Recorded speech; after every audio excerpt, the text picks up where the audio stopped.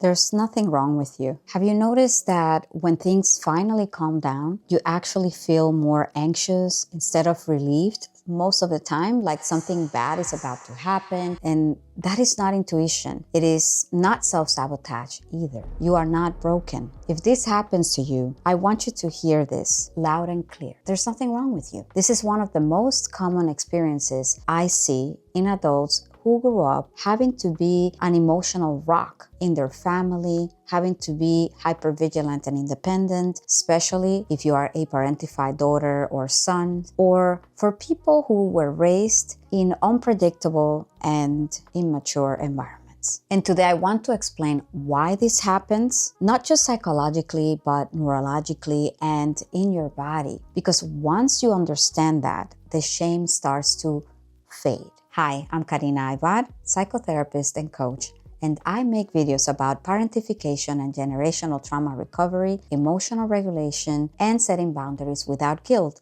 so that you can understand why you feel the way you do and how to heal with compassion and practical tools. Let's talk about what this often looks like in real life. Maybe your life is finally stable as an adult, but you feel restless or on edge, and there's no crisis going on, and yet your mind keeps scanning for problems, for whatever is about to happen and anticipating. So you finally slow down and suddenly feel so anxious or numb or low. All of a sudden, you also may feel guilty for resting, even when you are exhausted and when there is proof that you've been doing more than enough. Many of my clients and members share, I should be happy right now. So why do I feel worse or numb? And this is where people start blaming themselves. I don't know how to relax. I must be broken. There must be something wrong with me. Why is it that I am not happy even though I have everything? I sabotage good things. But what's actually happening has nothing to do with willpower or mindset, or that there is something fundamentally wrong with you. Your nervous system has one primary job, which is to keep you alive. It doesn't care about happiness. It cares about predictability. If you grew up in an environment where you had to stay alert, you had to anticipate others' moods, you had to be the strong one, the helper, the mediator, the calm one, then emotional intensity or responsibility were constant. Then your nervous system learned something very specific. High alert equals safety. That is your default. And from a neurological perspective, your amygdala, the brain's threat detector, became highly sensitive early on. It learned that calm wasn't reliable. Calm meant something is about to happen. The shoe is about to drop. The other shoe is about to drop. So now, as an adult, when life finally slows down, your brain doesn't register, we are safe. It registers, this is unfamiliar. Where am I?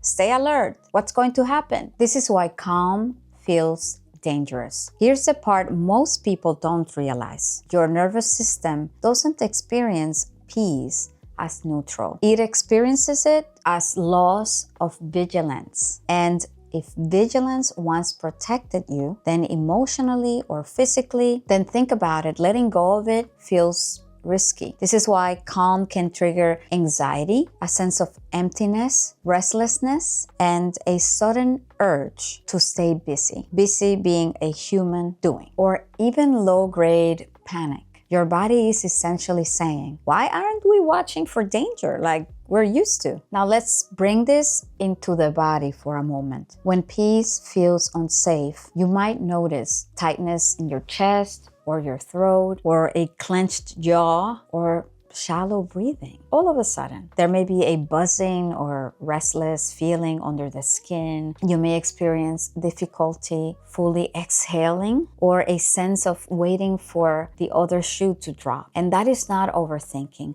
That is your nervous system staying mobilized. For many parentified adults, the body learned stillness equals vulnerability, and slowing down equals loss of control. Then rest equals exposure. So your body stays subtly alert even in good moments. Now, something I want to emphasize is that this is not self-sabotage. I want to be very clear here. This is not you ruining good things. And this is not a character flaw. This is not you being ungrateful or dramatic. This is a very intelligent nervous system doing exactly what it learned to do. And at one point in your life, staying alert may have helped you. It might have helped you stay emotionally connected to caregivers and the people around you. It might have helped you prevent conflict. It probably helped you feel valued and validated, and it helped you cope with unpredictability. So your body adapted in such a skillful way, and that is why it's important to let go of the shame and the self-blame. The problem isn't adaptation. The problem is that no one taught you or your nervous system that life has changed. This is why just telling yourself, or when people tell you like, just relax, it's okay, nothing is wrong, that doesn't do anything for you, right? That it can actually enrage you. It is important to understand that a holistic approach to this is crucial because safety is not a thought. Safety is a bodily state, and your nervous system updates through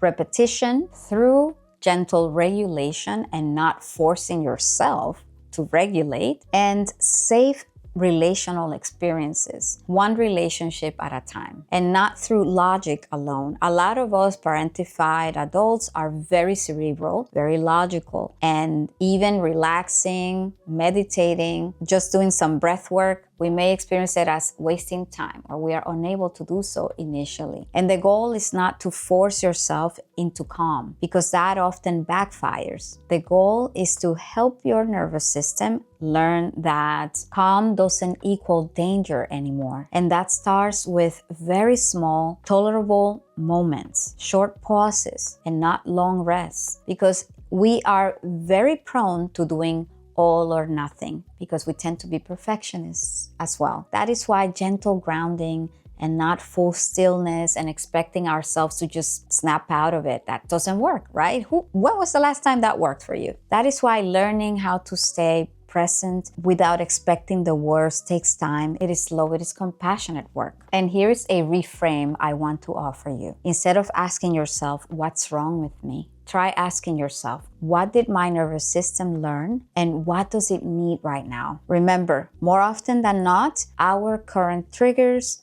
have a past and a history behind them. That question alone can soften years of self-blame and shame. If this video put words to something you have lived with quietly, I want you to know that you're not alone. This is very common and you're not too late, no matter your age or experiences. On this channel, we don't rush healing. I'm here to encourage you to work with your nervous system and not against it. So if this resonated, stay with me. We're going to gently unpack this step by step so peace can start to feel not just possible, but safe, one day at a time. Thanks for being here. I will see you in the next video, and please, as usual, remember your resilience.